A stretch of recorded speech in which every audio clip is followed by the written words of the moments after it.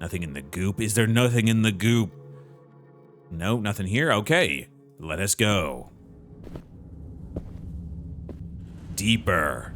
Urged on by an impulse which I cannot definitely analyze. You know, it's curiosity, the idea to explore the unknown. On the gentler slope beneath.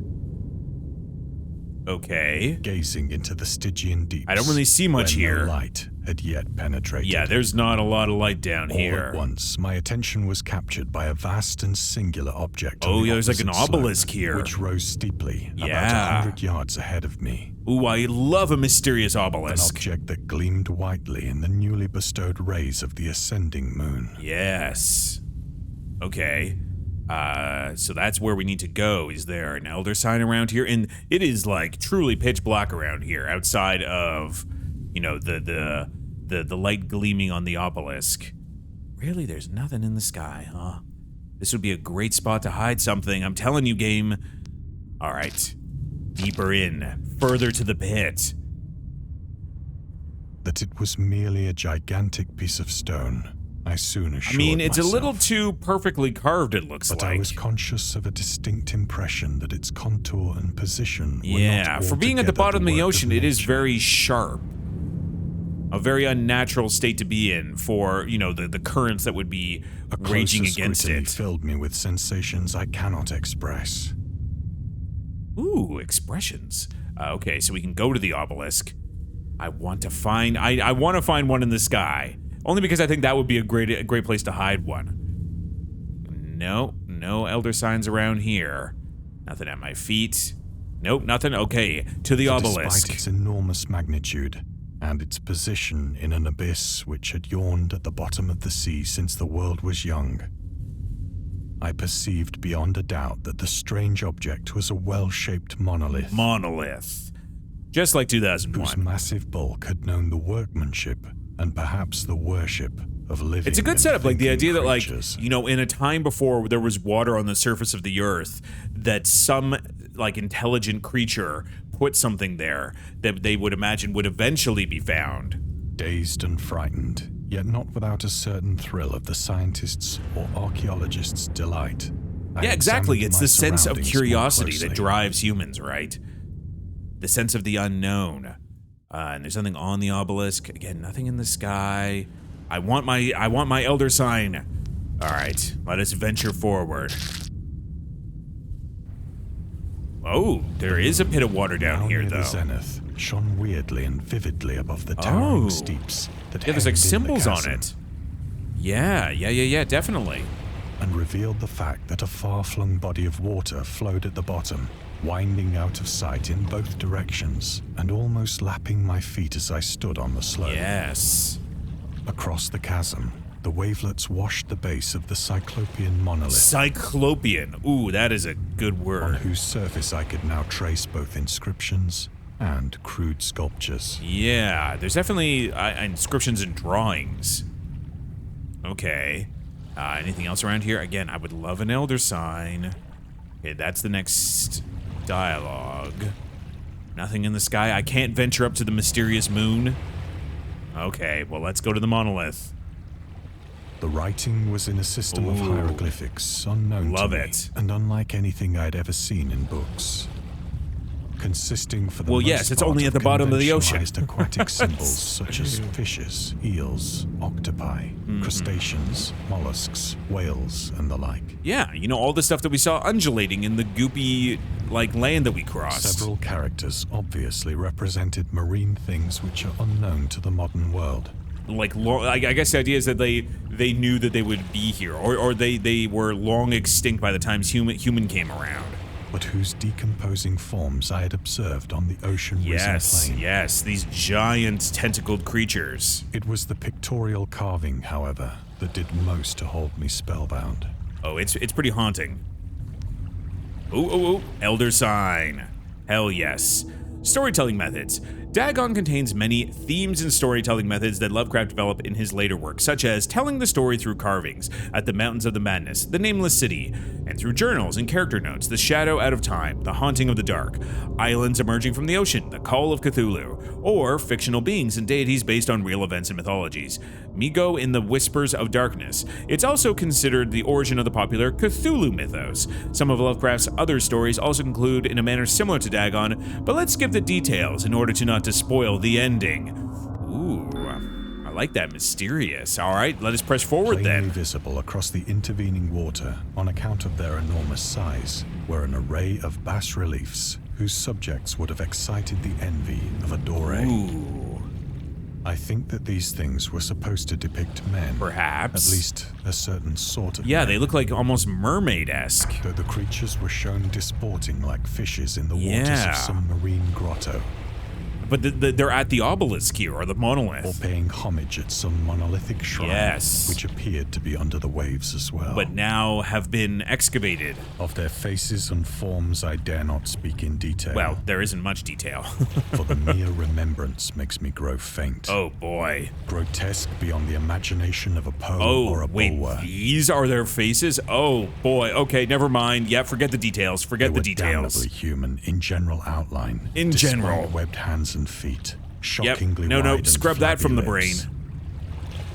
glassy, bulging eyes. Yeah, and you know, other fish-like. features less pleasant to recall. Oh my god. Yes, that one looks so much like Salad Fingers. Wait, is Salad Fingers cosmic horror? Curiously I mean, enough, it is horror. They seem to have been chiseled badly out of proportion with their scenic background. Is there like a shrine of rusty spoons around here somewhere? For one of the creatures was shown in the act of killing a whale, Oh. represented as but little larger than himself. Yeah, wait. Hold on. How big were these I things? remarked, as I Yeah. say, their grotesqueness and strange size. I thought they were going to be a little more, you know, our but in a size. moment decided that Yeah. they were merely the imaginary gods of some Sure. primitive fishing or seafaring tribe. Yeah, imaginary.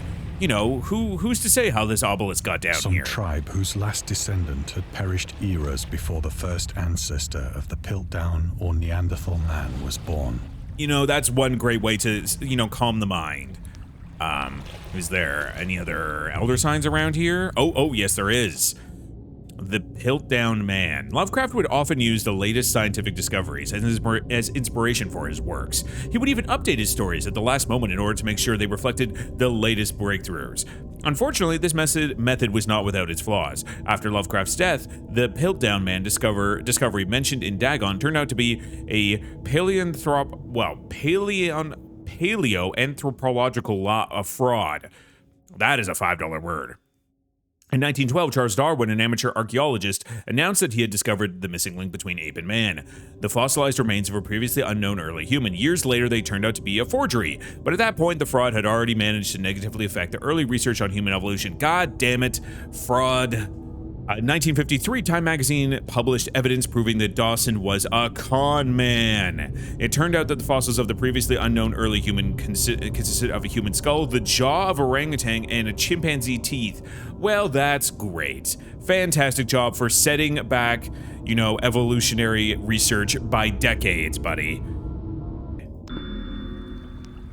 All right, well, good job, buddy, for setting back the research. Awestruck at this Of real unexpected scientists. glimpse into a past beyond the conception of the most daring anthropologist, Yeah, no, I don't think they imagined that there was giant sea people. I stood musing whilst the moon cast queer reflections on the silent channel before me. Ooh, Then, suddenly, I saw it. wait, saw what? With only a slight churning to mark its rise to the surface, excuse me? the thing slid into view above the dark waters. No, you should maybe go back up the hill. Back up the hill. Oh, Polyphemus-like and what loathsome, the darted hell? like a stupendous monster of nightmares to the monolith, Okay, that's a big fish man. about which it flung its gigantic scaly arms, the while it bowed its hideous head and gave vent to certain measured sounds. Measured sounds, not unmeasured, don't worry. Oh, whoa. Are we like blacking I out? think I went mad then. Oh no. Oh, I mean, you were already going through My something. frantic ascent of the slope and Yes, cliff. get the hell out of My there. delirious journey back to the stranded boat. Go. I remember little. Go. Yeah, let's not delay. Is there any? Well, okay. Is there an elder sign up here anywhere? Elder sign, elder sign, elder sign. Nope. Okay, go. Climb, you fool. Oh, I believe I sang that a is great deal quite the and sharp laughed talent. oddly when I was unable to sing. Go. Where? To where? Okay, yeah, great. Elder sign? No, elder sign, go. Go. Again, the atmosphere here is very good. Recollections of a great storm sometime after I reached the boat. Ooh, is the ocean getting refilled here? At any rate, I know that I heard pearls of thunder and other tones which nature utters only in her wildest Oh, moods. yeah. Okay, where are we going? Okay, no, just tip the boat over. Hide underneath that thing.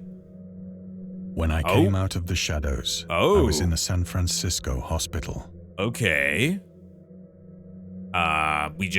Who rescued us? Brought thither by the captain of the American ship which had picked up my boat in mid-ocean. Was it all a hallucination? Did any of it happen? In my delirium, I had Yes. said much, but found that my words had been given scant attention. No, I bet you sounded like a raving lunatic, so they're probably just like, oh, sea madness, classic sea madness.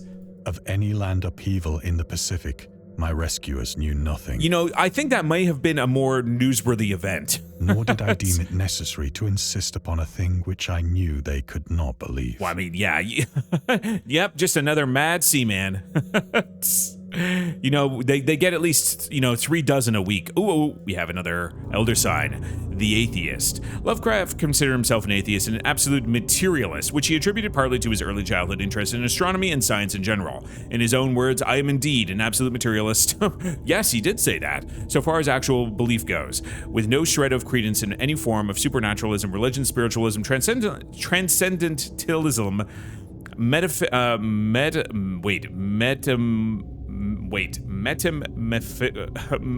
what word?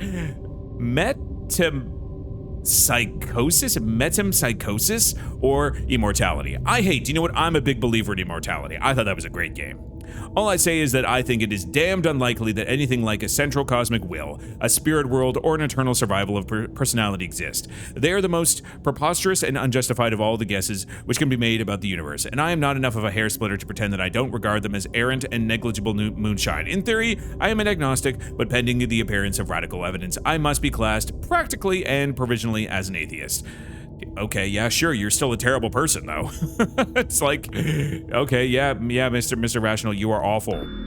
Lovecraft, you are bad. You are the villain of the story. Ooh, another symbol here. Wait, metempsychosis is apparently basically resurrection. Oh. The transition of a soul into a new body at death. Okay. I've never heard that. I mean, I've obviously heard about like resurrection or reincarnation, but I've never heard of metempsychosis. Okay, the journalist. Lovecraft was a prominent figure in the world of amateur journalism. In 1915, he started publishing his own journal called The He was way more than just that, which included political and social commentary poetry, short stories, and literary criticism written by him and other authors. Howard was a skill. Oh, Howard. Howard was his first name? No. It's Hewlett Packard. Sorry. But he also took criticisms to heart, which resulted in his decision to step away from writing poetry and concentrate on weird fiction again. For the first time since his teenage years, Dagon, published in 1919, is one of his short stories, written during that period. In this example excerpt from The Conservative, the master of horror fiction explains his attitude towards warfare and the idea of world peace. Why any sane human being can believe in the possibility of universal peace is more than the conservative can fathom. Obviously, you couldn't fathom it because you were terrible. You can't imagine that people could find peace.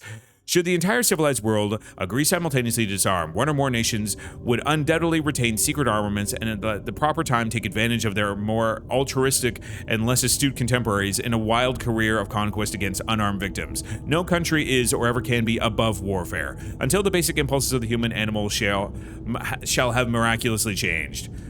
Boy, oh boy, boy. Oh boy. He had a lot of things to say, and very few of them were good.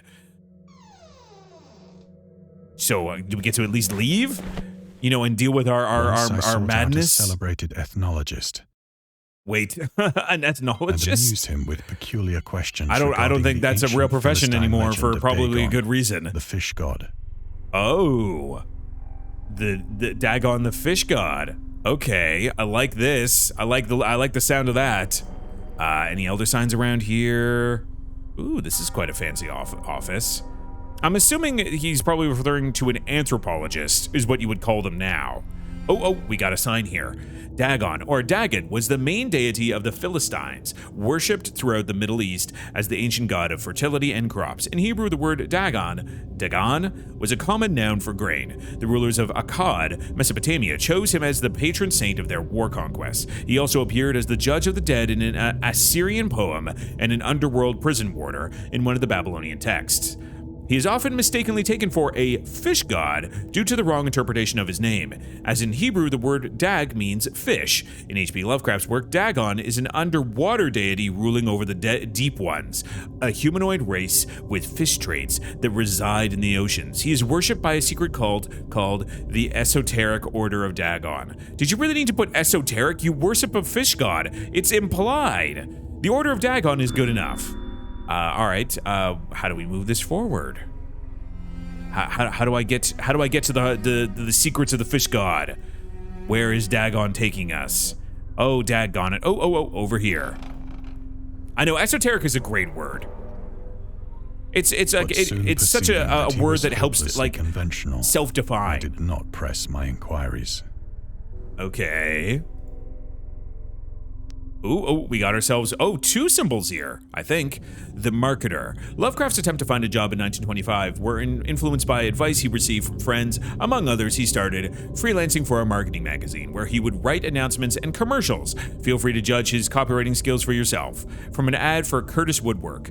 Curtis Woodwork embraces both the usual structural units and the cleverest contrivances of built-in or permanent furniture, such as bookcases, dressers, buffets, and cupboards. Every model is conceived and crafted with the purest art, ripest scholarship, and mellowest craftsmanship which energetic enterprise can command, and made to conform rigidly to the architecture of each particular type of home. The cost, considering the quality, is amazingly low, and a trademark on the individual pieces prevents any substitution by careless contractors. You know, you could have just said it was good. You know, that's quite a word buffet. You know, a sampling, a smattering. You know, he loved to bust out that dictionary. Okay, all right, what do we got here? Ooh, August Derleth and the Cthulhu mythos. August Derleth was an American writer and anthologist. Wow, anthologist. Man, I'm getting tongue-tied by this game. He also befriended Lovecraft and published many of his works through his company, Arkham House. Although he greatly contributed to the popularization of the author's works, after his death, he is surrounded by numerous controversies. I mean, same could be said of Lovecraft. I mean, okay. Even the people of Lovecraft's day thought that he was an eccentric weirdo who was not good. Like, I love that it is also the Necronomicon. You could see that is the book on the shelf there. Love that. One of his most questionable decisions involved introducing the good versus evil doctrine. Derleth was a devout Catholic to the Cthulhu mythos, which contrasted with Lovecraft's view of the world and his approach to cosmic horror. As a result, the author's works are often misunderstood and misrepresented in today's culture. It is also worth noting that Lovecraft was never really interested in creating a mythology, and the term Cthulhu mythos was coined by Derleth after the author left the mortal plane. Well, duh, he was trying to he was trying to create his, CCU, or CLU, the Cthulhu Literary Universe. All right, anything else on the shelf here? Any other elder signs? Nope. Okay, back over here to the clock. This is a cool environment. Again, this would make for a cool VR experience. What do we got over here? Any observations? No, just a bust. Nope. Nothing here. I can kind of like just wander around here in a way. I wonder if you if you were in VR, could you literally walk around this whole environment, and if you had a big enough space, like would it let you, or would it like bound you? No, really? Oh, elder sign on the clock, elder sign on the clock. The scientist. These days, the word scientist is a widely accepted term, but at the time Dagon was published, it was subject to a wide debate. After the author used it in the story, critics pointed out that man of science was a more appropriate term to employ. He admitted in defense of Dagon, what if Dagon were to be reprinted? He would indeed use the phrase they suggested. Scientist was coined as an analog to artist, to be used when referring to those studying different branches of science. Yet, in the 19th and early 20th century, scientific researchers in Great Britain and the United States were of the opinion that man of science, resembling the term man of letters, was the only proper choice. Among other things, it was gender specific, indicating that science was an endeavor to be pursued by only one sex. Of course, they were the worst. Everything was terrible. The term scientist became more accepted only after World War II, and man of science started fading into obscurity as an old-fashioned and misogynistic synonym, obviously. Oh boy. Oh boy. Kale Surprise. Anything on the bus? No, nothing around here. Nothing around the floor. Nothing over here. Okay, I guess let's go over to the door over here. Oh, now we're back here. Especially when the moon is gibbous and waning. But I see the Now we're back to the beginning. Haunted by what he's seen. I tried morphine. You know, it mellowed you out, I guess. The drug has given only transient surcease. Well, yes, and has it's a drawn me narcotic. into its clutches as a hopeless slave. Oh, buddy, So you've now seen some things. I am to end it all, having written a full account for the information or the contemptuous amusement of my fellow men. Sure. You know what? I don't think anyone's going to believe you, but I'm glad you put it down on the page. Okay, we have the morphine over. Oh, another elder sign. Lovecraft on tobacco and alcohol. Lovecraft hated tobacco, even though he used to smoke when he was 12. Man, times were wild back then. In order to look and feel like an adult, in his correspondence with his friend Reinhard Kleiner, he claims that he quit as soon as he started wearing long pants. That's a defining factor. You can either be smoking or wearing long pants. You cannot be doing both. He also had a very strong opinion about alcohol, as evidenced by his letter to Zelia Brown. As for the matter of drinking, I have never tasted intoxicating liquor and never intend to. Having a strong aesthetic disgust at anything which blunts or coarsens the delicate natural equipoise of the evolved human intellect and imagination. Oh, Lovecraft, you are such a pretentious asshole. Drinking excited my personal repugnance. Hence I don't drink. Let the herd do what they will. I am rather in favor of prohibition. The prohibition of any one antisocial force as well as any other. Lovecraft, you were absolutely the worst. Anything else around here? Any other elder signs? Nope. Okay. Often, I ask myself there goes the if morphine. it could not all have been a pure phantasm. I mean, you were suffering from sea madness, so who knows? A mere freak of fever, as I lay sun-stricken and raving. Because you never saw the transformation. After my escape from the German man of yes. war. This I ask myself, but ever does there come Oh, is this his like final dream? Vision in reply. Oh no. I cannot think of the deep sea without shuddering at the nameless things. Yeah, that maybe you may should at just this move to the very desert. moment How about be that? crawling and floundering Oh, on no. a slimy bed, worshipping their ancient stone Yes. idols, and carving their own detestable likenesses on submarine Yes. obelisks of Show me the water-soaked sea granite. monsters. I dream of a day when they may rise above the billows to drag down into their reeking talons the remnants of puny, war-exhausted mankind. Oh man, you know, reclaim their rightful place Of a day on when the land shall surface. sink, and the dark ocean shall ascend amidst universal pandemonium. Oh yeah, this is a good setup. The reclaiming of the land by the sea. Any other elder signs here? Oh, that's great. Like all of the fins heading towards shore. That is a great image. Ooh, that's good. That's a good final image The there. end is near. I'm sure you can feel. Oh no. Oh, no. I hear very goopy footsteps. I hear a noise at the door, as of some immense slippery body Yes. lumbering against it. Thankfully you already braced the door. Oh no. Oh no. I don't want to go to that. I don't want to go to there. Any other elder signs while we're here?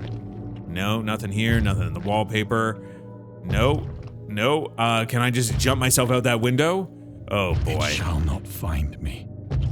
Oh yeah, I love that the way is like, yes, the door is like being like knocked in. Just a gentle thudding. Oh no. Oh no no no. Oh, are we gonna get a God, tentacle? That hand. Oh yes. Yes. Give me the sea monster hand. The window. The Yes. window. The window, the window. That's what I was saying. Go, go, go, go, go, go, go. Any other elder signs? Nope, just go. Yeet! Clever girl. Yeah, they're sea velociraptors. Oh boy. Now that is an end. Thank you for playing. We hope you enjoyed immersing yourself in our little pool of cosmic horror. We would appreciate that if you took a moment to rate Dagon. I think this is a really, really cool immersive experience, though it doesn't really touch on the most controversial aspect of H.P. Lovecraft in that he was an awful, terrible human being who was a terrible, awful racist. You know, I get that that's not necessarily about what the story is, but if you're going to include trivia about Lovecraft, I feel like that's kind of, you know, almost irresponsible to not include that he was kind of awful. I mean, he contributed a great deal to horror and you know, the supernatural fiction of the world, but boy, oh boy. Yeah, like, you know, the story isn't about that, because he definitely wrote some stories that were, you know, more about that than, you know, there was great allusion to what he was really writing about. You know, there's great critical analysis of what he wrote about and how he wrote about it and how that played into the beliefs that he talked about openly. Because Lovecraft was not a good person, but this was a very cool immersive game. I think they really captured the cosmic horror, like the seeing things and experiencing things that the mind cannot fathom, and that they pull on the human curiosity. I really did enjoy this though, and I hope you did, coming along for the cosmic ride.